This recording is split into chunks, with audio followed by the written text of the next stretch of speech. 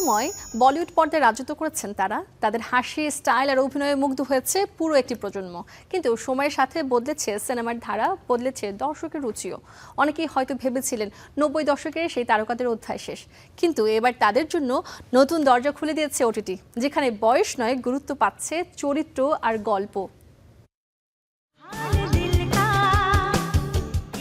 সময় বলিউডের সবচেয়ে পরিচিত মুখদের একজন ছিলেন সোনালী বেন্দ্রে। 90-এর দশকে একের পর এক হিট সিনেমা উপহার দিলেও পরবর্তীতে তাকে আর খুব বেশি দেখা যায়নি বড় পর্দায়। তবে ওটিটি প্ল্যাটফর্মে মুক্তি পাওয়া নতুন সিরিজ রাখ এর মাধ্যমে আবারও এসেছেন আলোচনায়। প্রমাণ করেছেন জনপ্রিয়তা হারিয়ে যায় না, শুধু নতুনভাবে ফিরে আসার জন্য প্রয়োজন সঠিক মঞ্চের।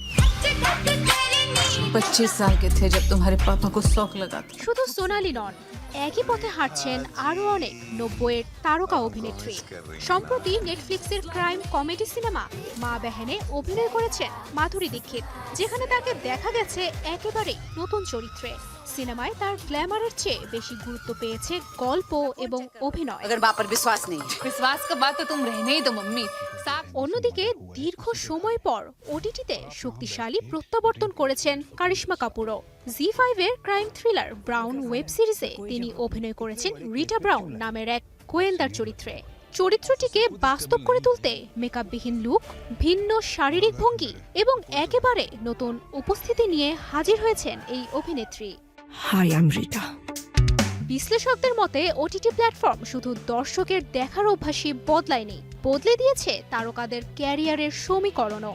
আগে যেখানে নির্দিষ্ট বয়সের পর অভিনেত্রীদের জন্য ভালো চরিত্রের সুযোগ পাওয়া হয়ে যেত দুর্লভ, এখন সেখানে বয়স নয়, গল্পই হয়ে উঠছে মূল বিষয়।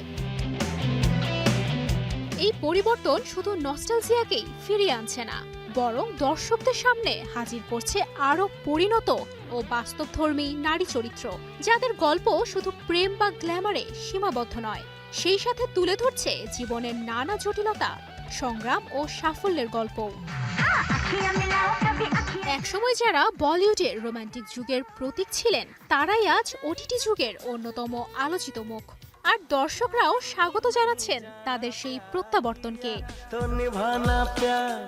তুবাইশি বুশরা, স্টার এন্টারটেইনমেন্ট।